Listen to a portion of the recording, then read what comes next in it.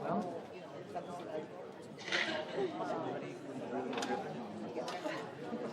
does it drive? How you do that? Yeah. So I would say we did a fine job. What is PR? Personal.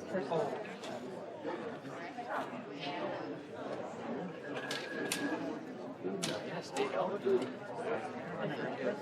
got a garland the other day? Bigger than that. Well, I would say hi and yeah.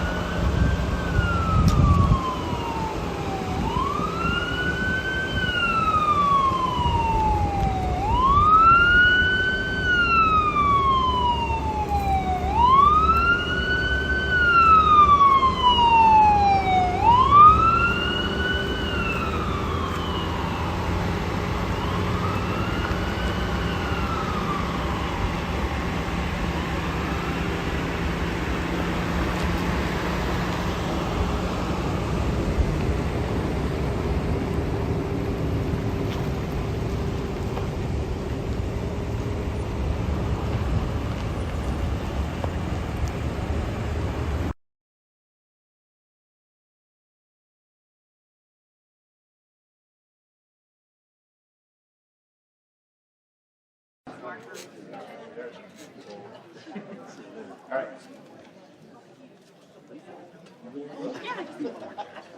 Up front? Forgot that. We have 6. 7. Who am I missing?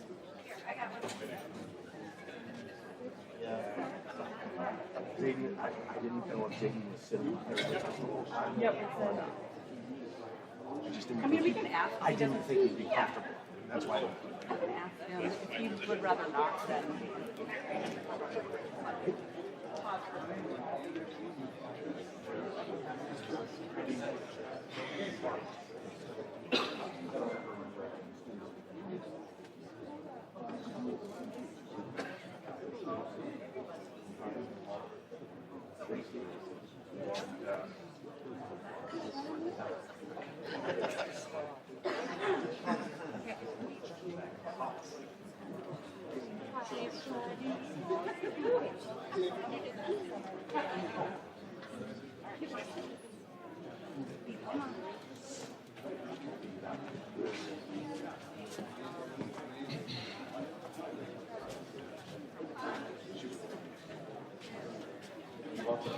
Thanks, man.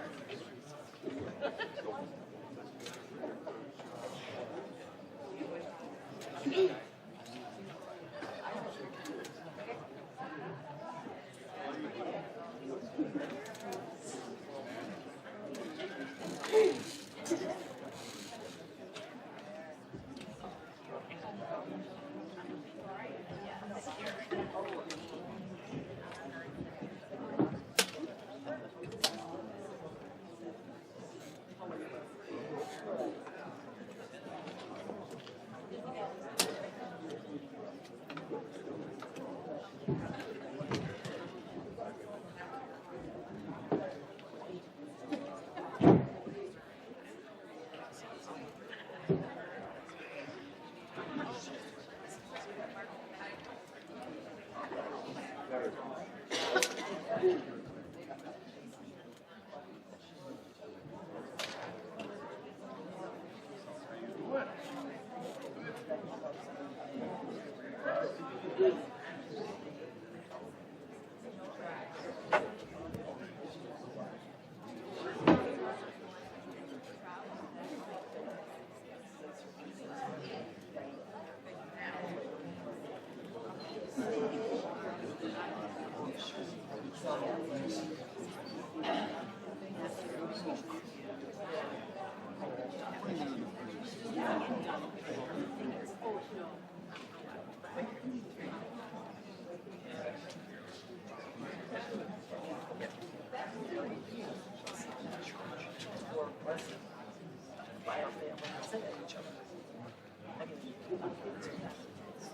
you guys want to walk behind Mark up to the stage?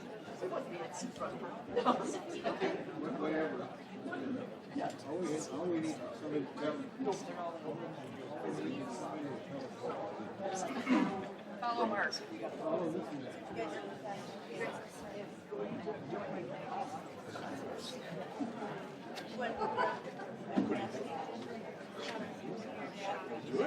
Um, 98% angle for any city moment. Okay. You're getting rocket. They might come.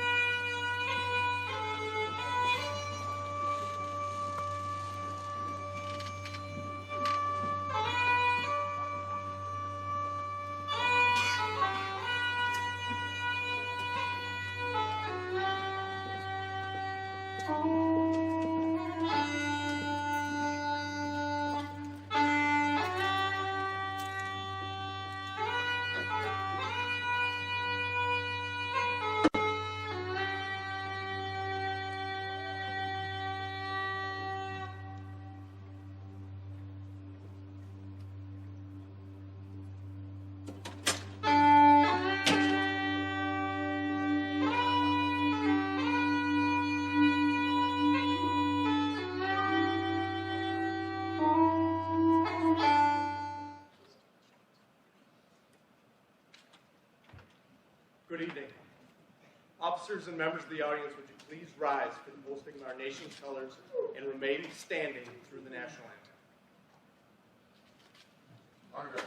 Forward. Mark.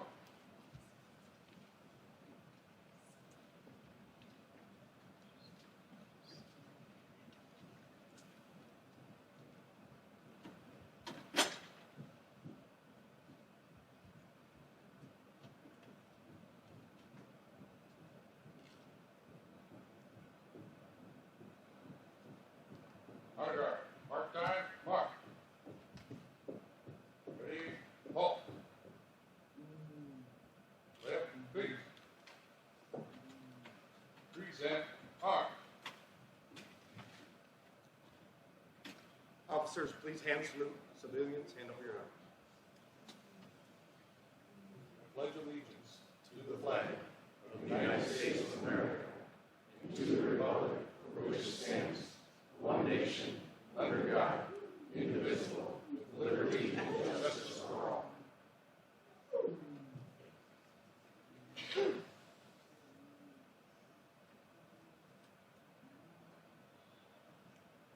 Honor guard.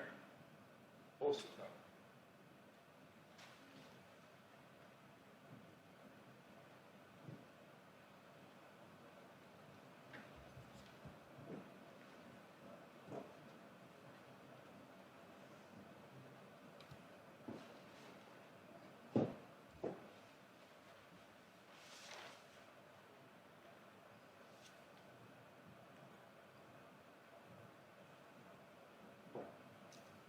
would like to introduce our singer for the evening for our national anthem, retired Lieutenant Mike Melvin.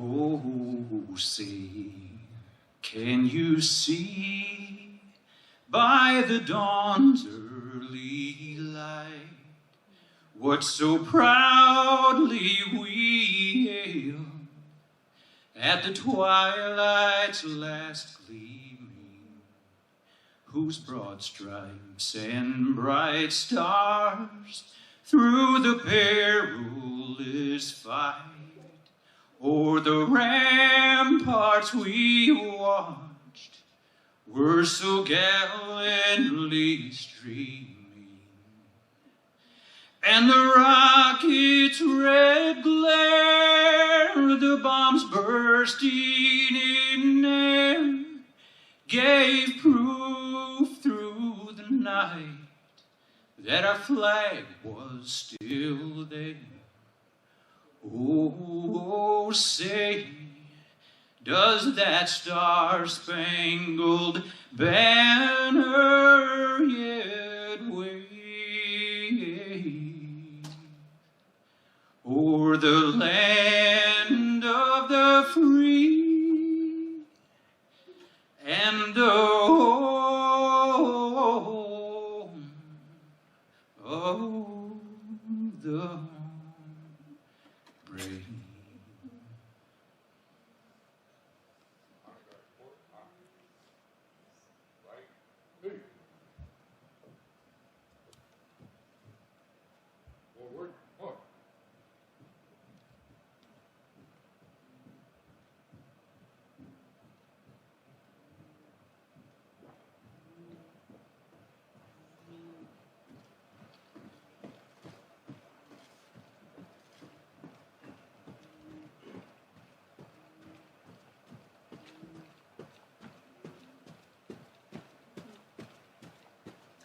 Everyone, please take your seats.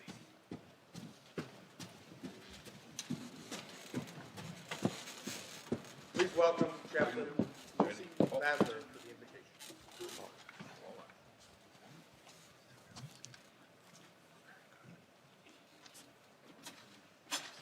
Let us quiet our hearts. Let us. Is this my? Continue, that it lets our hearts rest. We are gathered together this evening to remember those police officers who have given their lives for our safety.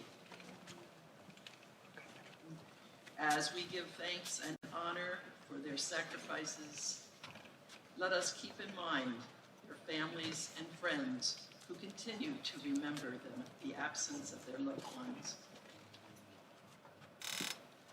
Throughout this service and our lives, let us honor and give thanks for the daily, unselfish sacrifices our local officers face.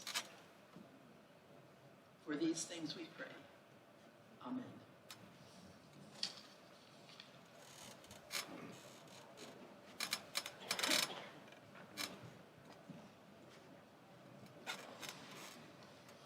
Good evening. My name is Chris Spate. I will be your host for the evening. First and foremost, I would like to start by saying thank you. Thank you for coming out and showing respect and support for our fallen officers, the loved ones left behind, and the officers still serving. Thank you for allowing your Burnett County law enforcement team to serve you. I would like to introduce our first speaker for opening remarks. He has been serving the citizens of Burnett County since 2012. He has served in several capacities during his 13 years of public service. Webster Police and Fire Department, Grantsburg Police Department, and St. Croix Tribal Police Department. Please welcome St. Croix Tribal Police Chief, Donnie Holmes.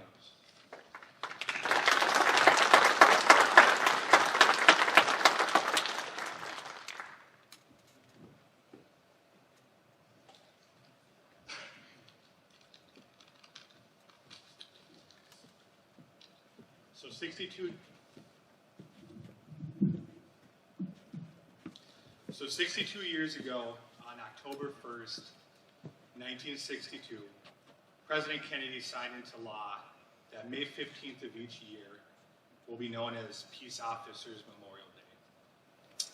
So today on that day, we gather to reflect on courage, character, and legacy. Today we honor the brave men and women who made the ultimate sacrifice in the line of duty. These officers dedicated their lives to ensuring safety and protecting the communities that they served. Today we honor an unwavering commitment to service and the impact they leave behind, which will continue to be remembered and honored for eternity. Today is a reminder of the extraordinary dedication and selflessness required to be in law enforcement. In honoring these fallen officers, we must also remember the families and friends that they leave behind. Let us extend the support and comfort in our deepest sympathies to them. Their resilience and unity demonstrate the strength of a law enforcement community. And let us reaffirm the values that these fallen officers have upheld: justice, integrity, and service. Thank you.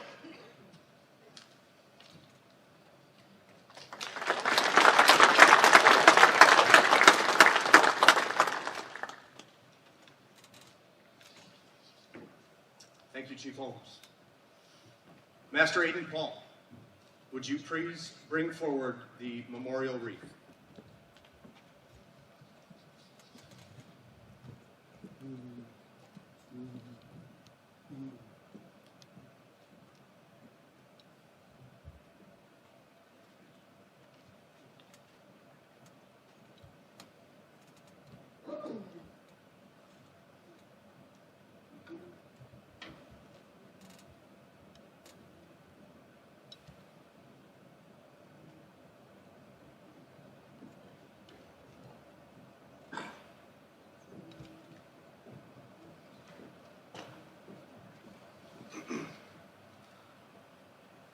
Roll call. Burnett County fallen officers, gone but not forgotten. May they rest in peace. Paul R. Graham, end of watch, November 20th, 1968. Richard F. Chinsey, end of watch, October 17th, 1974. Alan A. Albee, end of watch, April 19th, 1991. Michael Severson, end of watch, April 14th, 2014. The world of law enforcement evolves every day. It evolves in new case law, policies, after-action reviews of the most recent triumphs and tragedies. What does not change, what does not waver, are the dangers law enforcement officers face every day. According to Officer Down Memorial, 58 officers lost their lives in the line of duty during 2024. That's 58 Christmases that will look different in 2024. 138 officers did not return home at the end of their shift during the calendar year of 2023. For friends and families, partners of these fallen heroes, you lose more than just your +1. You lose part of who you are. You lose your partner in making memories.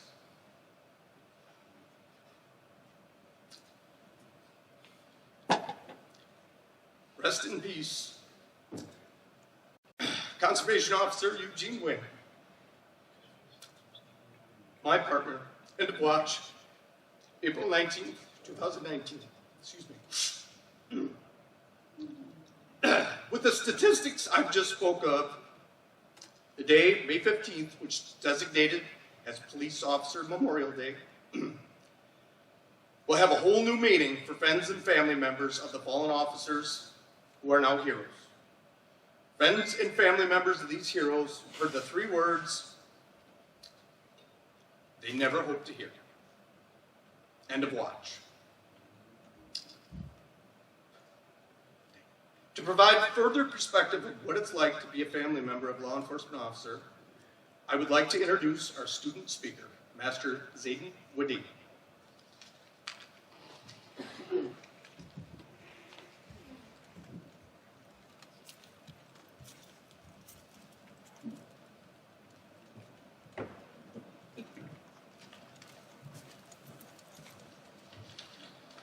Good evening.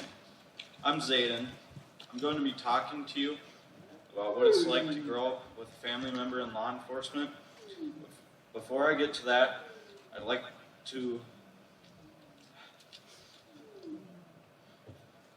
thank all the officers that risk their lives every day to make the world a better place. I'd especially like to thank all the officers that died in the line of duty and their families who had to go through the loss of their loved ones. I was asked to speak tonight on what it's like growing up with a mom being in law enforcement. I'm here to tell you that growing up with a mom being an officer in my family for my sister and I was normal. It was our kind of normal. My mother has been in law enforcement since before I was born. Her missing holidays, birthdays, and other special occasions was normal. Having a firearm in every room of our home was normal. Friends messing with us because our mom was an officer was normal. I just made sure the friends I made accepted what my mom did for her career and got to know her as a person.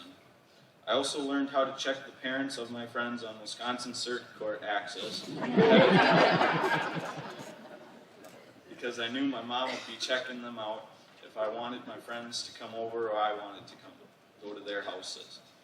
I can stand here and keep repeating what those who stood up here before me have stated, but I want to add some things that haven't been spoken about. Due to my mother being in law enforcement and the dangers that go along with it, the position I was taught to cherish the moments, to be thankful to God for the time that I did get to share with my family, and not take each day for granted. I learned to love with all my heart and learn to be mature about things at an early age. I learned to talk to my parents if I had an issue and learned how to problem solve. I learned to stand up for what I believe in as long as I was following the laws and was polite about it. I learned that I did not have to agree with something just because someone else did. I learned at a young age that I had a resource that most other children didn't. I had someone on my side to tell me what would happen if I did something legally wrong. I also learned to trust that if something was wrong, I could turn to anyone with a badge and they'd be there for me in a time of need. I also learned to trust even if I was speeding or doing something I shouldn't be, those in law enforcement would be there for me whether I wanted them or not. To end my speech, I want to give an example of how a law enforcement officer, or should I say my mom, was there for me even when I didn't expect it. One time I had a few buddies spending the night at my house, and we were bored, so we decided to take a walk. My parents have an app on my phone that tells my location. My mom must have felt that we were up to no good. I'm not sure if it was the cop in her or just her being my mom. But she hopped in her squad and went around the block without us knowing and stopped down the road until we reached the highway. It was getting pretty dark, and all of a sudden we saw a vehicle coming over the hill. As we were fooling around by the highway, lifting up our shirts over our head, lights flipped on. We were so scared we ran into the field and hid. My mom pulled her squad up to the field, laughed, and yelled at us, "Come out of the brush." As she was laughing, first she asked why we ran. Then she stated to never run from the cops because you will always get caught. That was a lesson taught and a lesson learned that night. Will not be repeated, and I'm so thankful the off-duty cop that night was only my mom being her normal self. Thank you.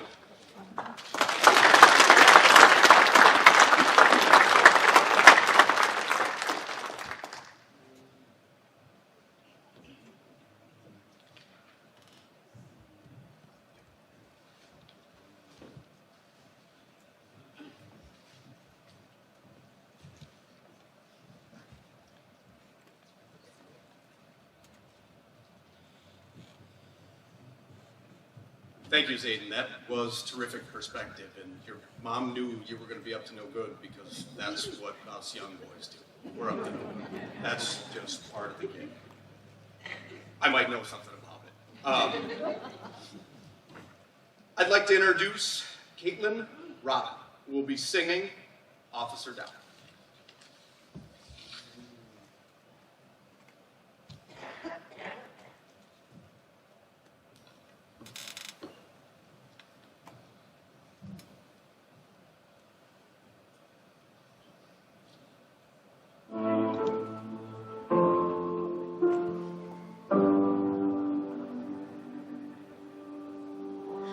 Red and blue lights cover 75 like a train. Miles of cars full of people with nothing to say. Think that sometimes it's just another November day. Oh, and I can't help but be mad knowing I leave, you're gonna stay. You called me on a cell phone telling me there's an officer down, and I prayed for a miracle, but you didn't come back around. Oh, I kissed you goodbye 1,000 times, but never like I'm doing right now. Oh, we're 21 shots going up for the officer down.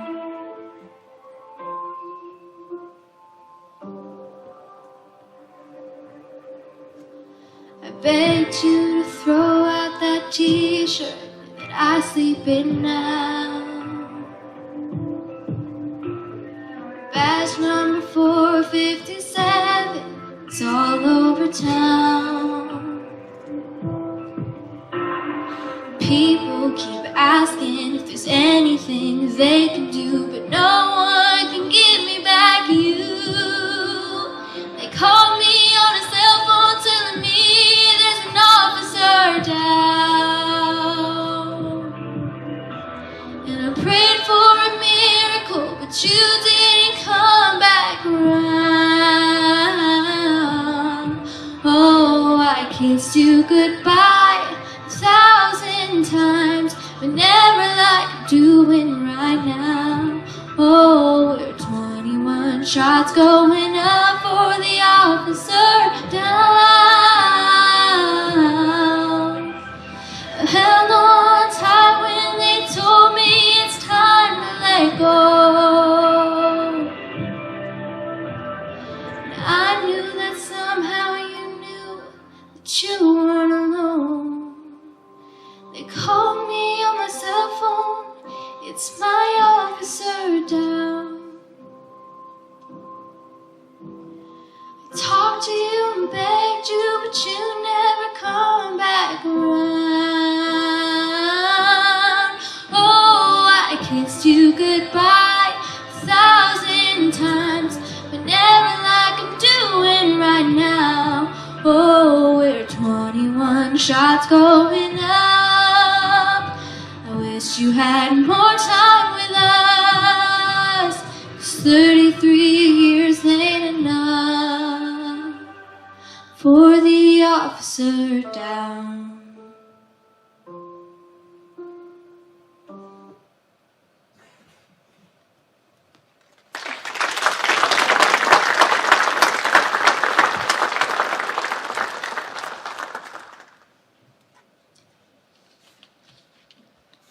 Thank you, Caitlin. That was beautiful.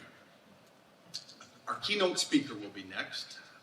He started his law enforcement career in 2006. He worked from the barren deserts of New Mexico to the northern forests of Wisconsin. Please help me welcome our keynote speaker, retired Deputy Mark Peterson.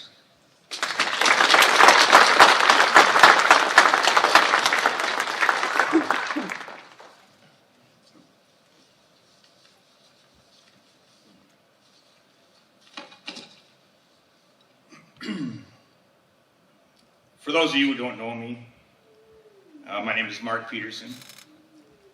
I'm a retired deputy with the Burnett County Sheriff's Department. My career in law enforcement allowed me to work for 7 different agencies in 2 different states, where I served as a correctional officer, a police officer, a tribal officer, and as a sheriff's deputy. During my years of service in those agencies, you meet a lot of coworkers from dispatch, EMS, fire, corrections, probation, and fellow law enforcement. A lot of those coworkers have different characteristics, personalities, and opinions. Not to mention the characteristics, personalities, and opinions of the community whom we interact with daily and serve. It can be a struggle and oftentimes very frustrating. I was fortunate enough to have the gift of gab. I can relate and communicate with almost anyone. Whether I agree with their point of view or not, I learned early in my career there is a difference in understanding with someone and agreeing with someone. I also been known to tell a few stories of my own to ease the tension or relax the person or persons. I also found carrying a pack of cigarettes while on duty can be the difference in getting your uniform dirty or torn in a physical altercation or getting compliance during an arrest. We as law enforcement officers go through hours of training on how to handle most situations with physical and verbal tactics to remedy a critical situation to the best of our abilities. Unfortunately, on July 2nd, 2022, my gift of gab and training was put to the test, and the worst phrase to ever hear over the radio, shots fired, were spoken. Many coworkers in the community were affected that day, and for them I cannot speak. But for me, it changed my life forever. This is my story. No one ever knows how a traumatic event will affect you. And as a law enforcement officer, you encounter a lot of them. Most of them affect you in some sort of way, but that's part of the job. It's why we do this profession. It's why others cannot. It's why we run towards danger when others run away. It's why we put our lives on the line and unfortunately have officer down ceremonies like this. We take the drama and we eat it up, we push it down, and we only talk about it with fellow coworkers. On July 2nd, my trauma could not push down any longer. My body refused to accept it, but my mind was trying to tell me something. Following the required blood draw that day, I returned home to sit in the dark and dwell on the event and my current situation. My stress level was high, and my mind was running with the what now and the what ifs. I knew it wouldn't take long for the incident to be on all media, including social media. I need to call my loved ones and inform them of the incident. And calling your mother, who raised you and taught you right from wrong, and explain to her what had just happened. To the toughest part of all, calling your daughter to explain what had happened and worrying that my little girl would now get bullied in school for what her dad had done.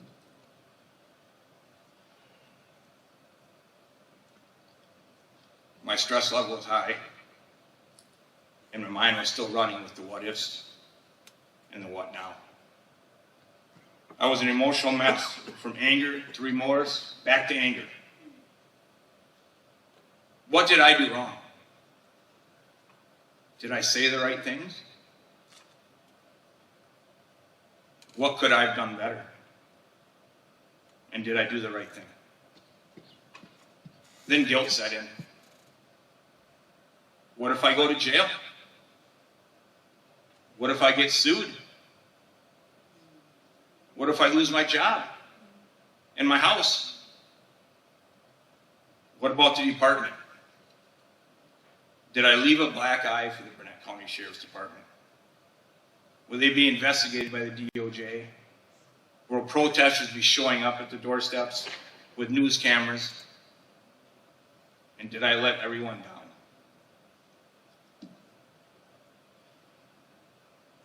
Your friends and family reach out to you for much needed support,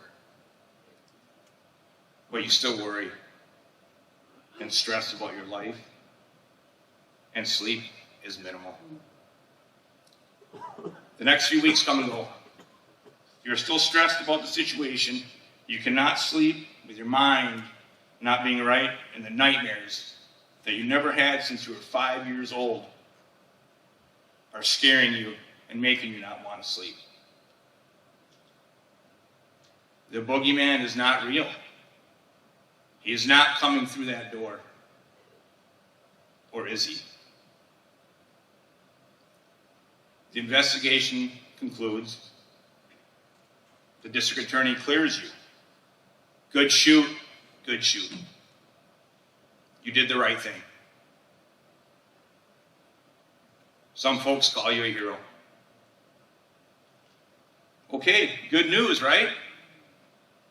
You tell your sheriff you're okay and you're ready to go to work. You think if you get back to work, and this will all go away. Yep, back with the boys. We'll put it back to normal. Finally get some sleep, no nightmares, no more stress. You just need to get back out there, take calls, and put this incident behind you. Move on. But things do not go back to normal. The nightmares do not go away. Sleep deprived continues. And you do not want anyone to know. Because you can beat this on your own. Push it down. Man up. It's just another trauma. It's just taking longer than the others. It will just take time. Plus, you're back to work. Keep your mind off things. But every dispatch call, every click of the mic, your mind races. How will I react? Can I handle the situation? Will I freeze up? Is my mind strong enough to handle the stress? Where has my confidence gone? I'm Superman. I've been doing this job for years. What am I worried about? The days turn into weeks. And you never get back to normal. Back to work is not the normal you were hoping for. The stress may have increased, and you are now going days without any sleep. And sometimes as much as a week. You're feeling exhausted and alone and in fear of not being able to handle your stress and control of your own mind. But you don't tell anyone, because that is not what cops do. And that's definitely not what I do. Finally, your body's had enough. And decide, since you are in denial and won't help yourself with your mental health, it shuts down. Next thing you know, you're in a helicopter ride to a medical facility. the medical professionals at the medical facility determined you have severe nerve damage in your brain from trauma due to work-related stress. Now things just got real. The nerve damage has caused limitations that affect you physically. You have visual, hearing, speech, and balance limitations, resulting in some surgery. You need the assistance of others to help walk, and you're not able to drive a motor vehicle. You thought you had stress before. Now you're going to rehab for speech and learn how to walk again. You have several doctor's appointments weekly, resulting in needing to find reliable transportation to and from these appointments. The physicians are prescribing medications to assist in your recovery, but the medications only seem to make things worse. You're not sleeping. And now your physicians have referred you to see a psychiatrist. Why is this happening? Why am I being punished? I thought I did the right thing. Guess I'm not Superman anymore. You find yourself alone, confined to your residence, sitting in a chair, trying to watch TV to get your mind off the stress of not knowing if you'll ever get back to work. Let alone will you ever be normal again, physically or mentally. You again begin to think about the future. Will you lose your home? Do you have to file bankruptcy now? Will you get sued? And now you have the financial stress. You are spending money on medications and travel expenses to follow the care plan they set up. But at what cost to you? You meet with a psychiatrist. You're skeptical at first. You think to yourself, what does he know about me? He's not in law enforcement, and I'm not crazy. I don't need a shrink, and I can handle this on my own. But if you want to get back to work, you better jump through the hoops. After a few minutes of listening to this doctor, you find yourself nodding your head. You ask yourself, how's he know I'm not sleeping? And how's he know about the nightmares?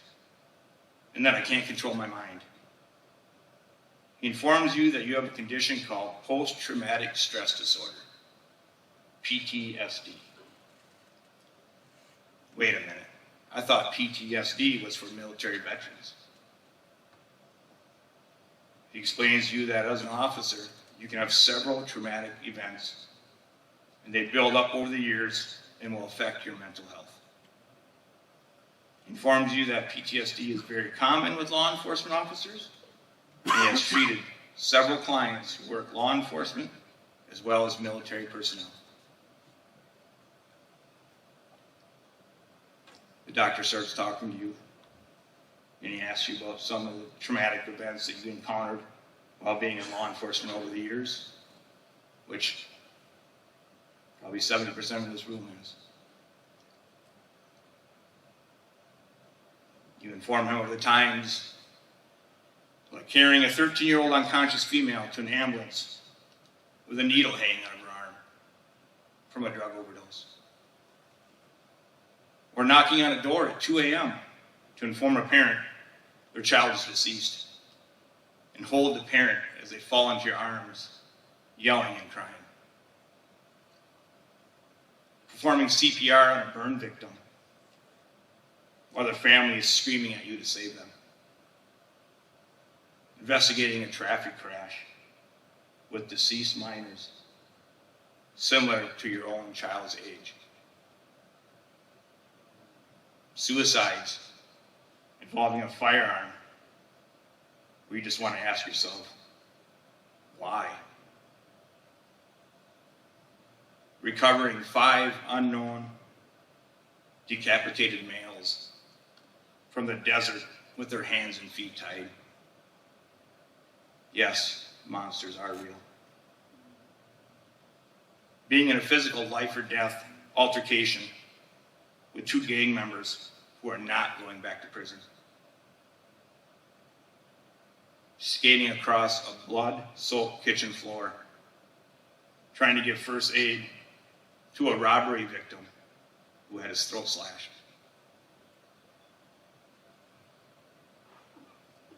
And shooting another human being who points a loaded firearm at you. The list goes on and on. The doctor informed me that all the trauma builds up through your career, and the latest incident on July 2nd was a straw that broke the camel's back.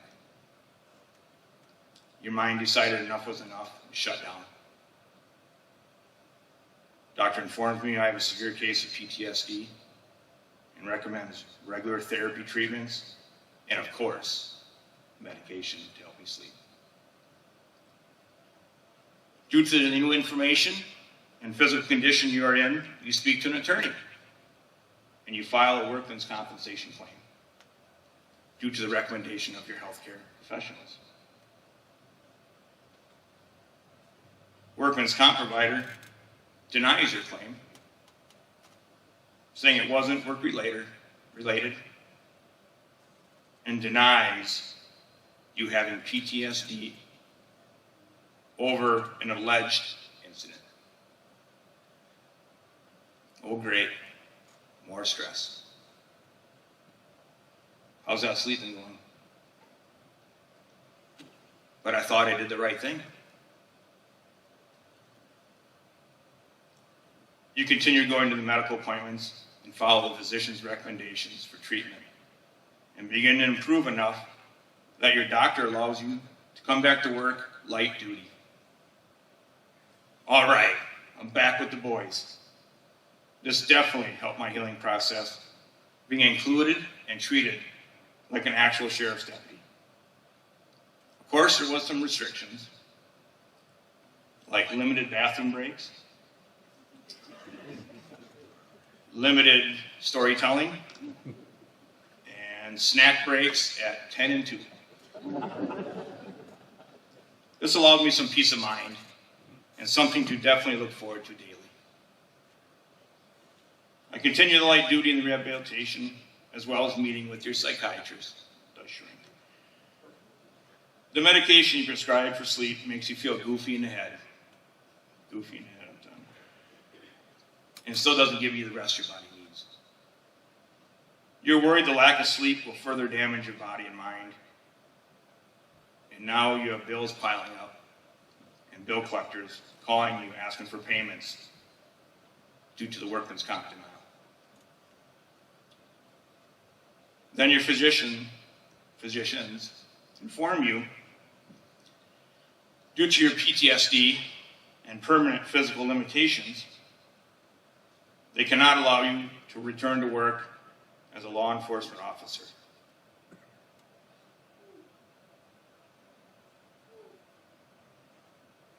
But I thought I did the right thing. Why am I being punished? One of the hardest things I ever had to do was tell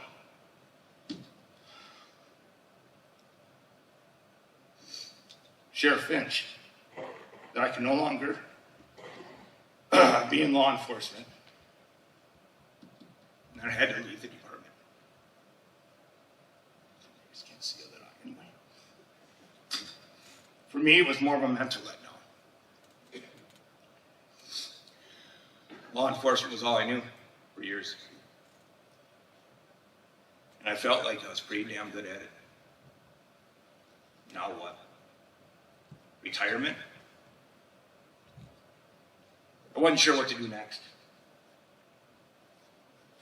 Or what I could do next. I knew I had physical limitations that restricted me from doing a lot of jobs, and I was not even close to getting my mental health under control. I again relied on my attorney, coworkers, and Sheriff Finch on possible options. With their help and support from Burnett County, I received the best possible outcome for my situation. A lot of other agencies would not have went to bat for me or been as supportive. I worked for 7 of them, so I know. We are fortunate to work for a good county like Burnett and to have supportive community that believes in their law enforcement and to work for a great sheriff's department.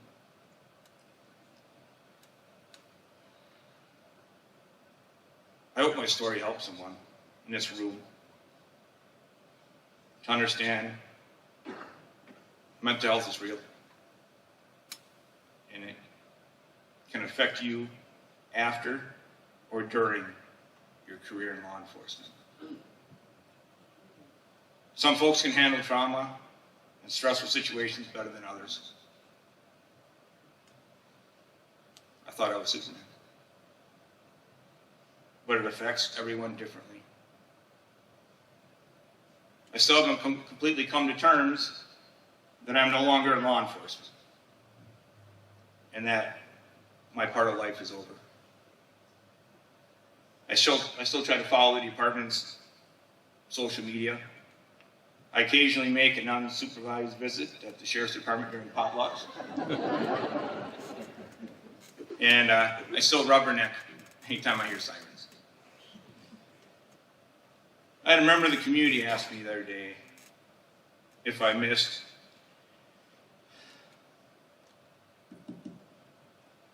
being in law enforcement. Whew. Man, do I ever.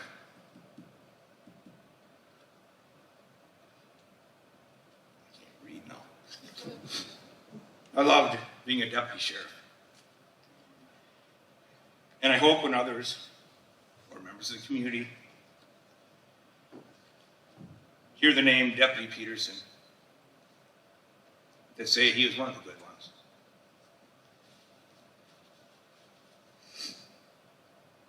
I'm still healing mentally, as you can tell. And I know I will have physical limitations that I will have to deal with for the rest of my life. But if I could turn back time, would I do it all over again? Damn right I would. Love you guys. Thank you.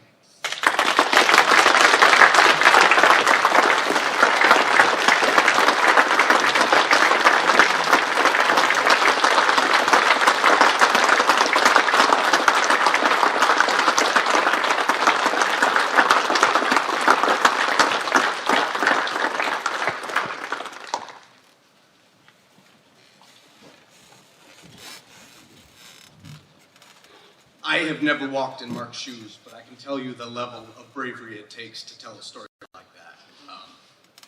Big guy, hats off to you. Thank you, Mark. If we change one life with the stories and the situations and the things we talk about here, just one, all well worth it. Crying, blubbering, wiping our noses, as far as I'm concerned, I'll do it every day for you. Deputy Peterson talked about an event that created scars that you can't see. They don't heal. Nobody talks about them. Nobody asks about them because there's no cast on your arm. There's no, crutches to limp around with. Can't go have surgery to get that fixed. Doesn't exist. They affect every portion of your life, and it can affect you at any given time. You don't know what that trigger will be. That makes you emotionally unstable or affects you where you can no longer function. In 2019, First Help began collecting suicide data on first responders, including law enforcement, corrections, firefighters, emergency medical personnel, and 911 telecommunicators. In 2024, this calendar year, 43 public heroes could no longer handle the pain of their invisible scars. During the calendar year of 2023, 167 frontline fighters no longer had the strength to continue their fight. During 2023, the Badger State alone lost 3 public protectors. I've said it every chance I've been able to stand up here and get your attention. Don't let your brothers and sisters suffer in silence. Be the person who breaks the silence and refuses to allow anyone unnecessary suffering and death. For our next presenter, special presentation, let me introduce Captain Julie Meek.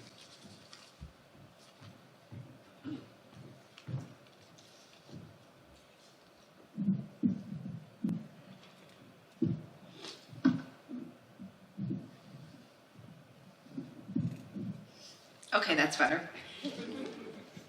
As everybody's been speaking tonight about the people that have touched our lives, I wanted to give a special presentation to Chaplain Lucy Basler.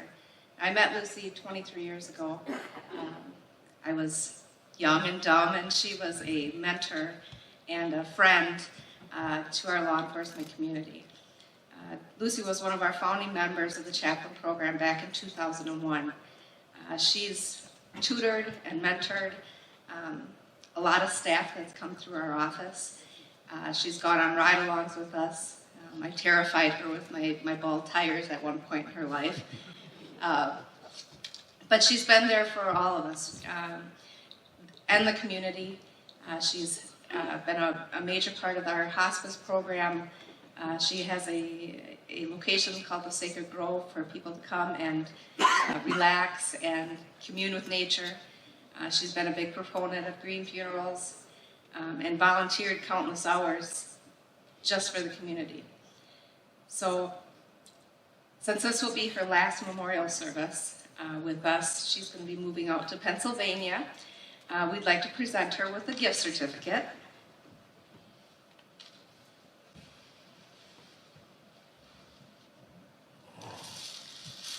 So we figured that she would have enough to move out to Pennsylvania, so we bought her a gift certificate so that she could buy some flowers or a tree in her new home. So this is a gift certificate to a garden nursery in Pennsylvania.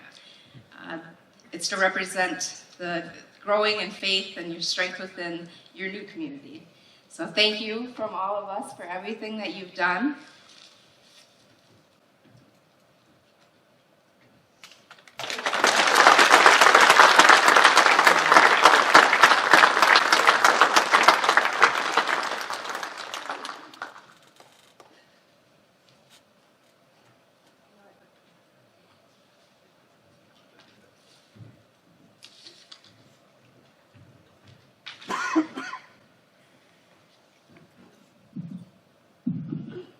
I think close will count for this last little bit. Thank you, Captain Meade. Please welcome Chaplain Arnie Ensler, who will be giving the benediction.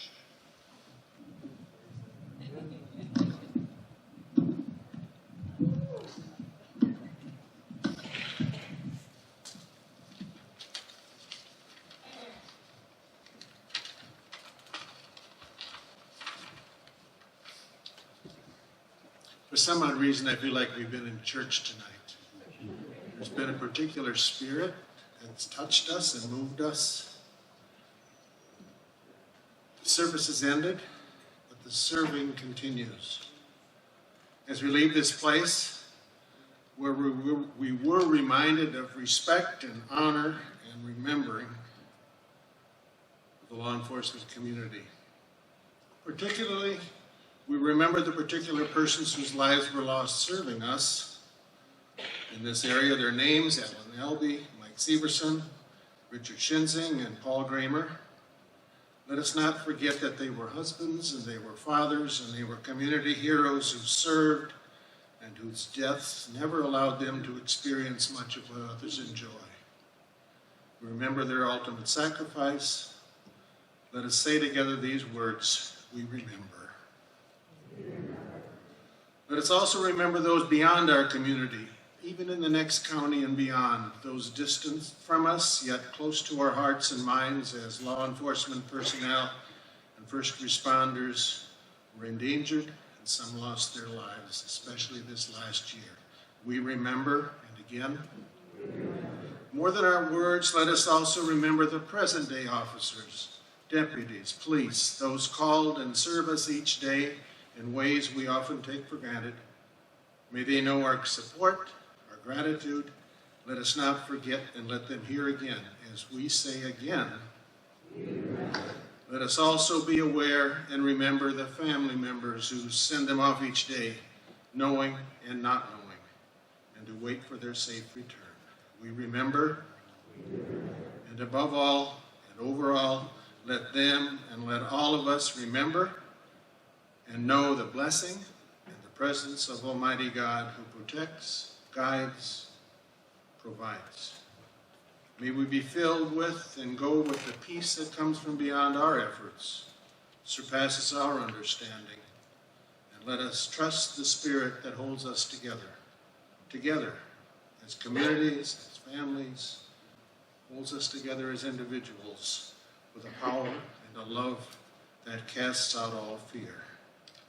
And again we say, we remember. Amen.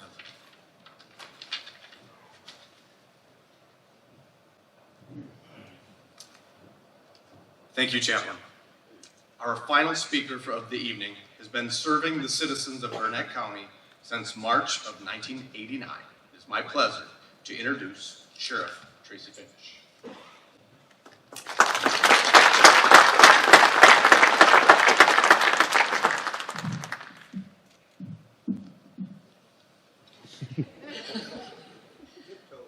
I want to start by thanking all of you who are here and watching online. Our law enforcement family truly appreciates all of the community love and support we receive. Thank you for honoring our fallen heroes. Their sacrifices will never be forgotten. I want to send a huge thank you to the following people: Alicia Cederberg, who's in the back, Captain Julie Mead, who plan and organize this event. You guys do such a great job. Donnie Holmes for your opening remarks. Chris Spade for being our MC. You will have this assignment as long as you will accept it, sir. Chaplains Arnie and Lucy for your words of inspiration. Zayden for your excellent speech. Mike and Caitlin for your beautiful and moving music. Aiden Paul for presenting the wreath.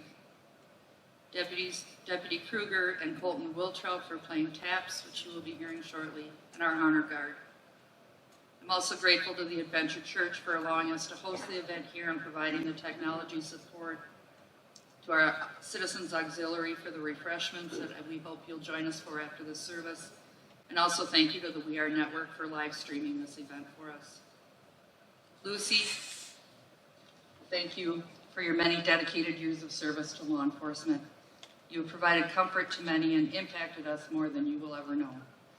You are a dear friend with a kind heart and a great sense of humor. I wish you many years of happiness in Pennsylvania. We will miss you. Mark, thank you for your honesty and telling your story. You are a true hero, and we will always have you in our family. You are revered for your dedication, self-sacrifice, and courage. I came across a quote by an unknown author that reminded me of you. A true warrior fights not because he hates someone in front of him, but because he loves the ones behind him. Mark loves his fellow officers and his community, and he has sacrificed a great deal for them. 2023 was a difficult year for law enforcement in Northwest Wisconsin particularly. We lost 3 heroes in a little over a month. Please keep their families, friends, and law enforcement families in your prayers as their names were just added to the wall, the memorial wall in Washington, D.C. I had the pleasure of working with Richard Shinzing's son, Jeff, and Paul Gramer's son, Glenn, Jeff and Glenn are wonderful men and officers. Richard and Paul would be very proud. I was honored to work with Alan Albee for a couple of very short years. He taught me a lot, and I still miss him greatly to this day. I spoke with Mike Severson several times and was always happy to chat with him. He was truly an inspiration to all of us as well. Upon completion of TAPS, the program is concluded. Thank you all for honoring those officers who gave the ultimate sacrifice. They will never be forgotten. Please exit quietly and join us in the Commons area for refreshments and camaraderie following TAPS. Thank you.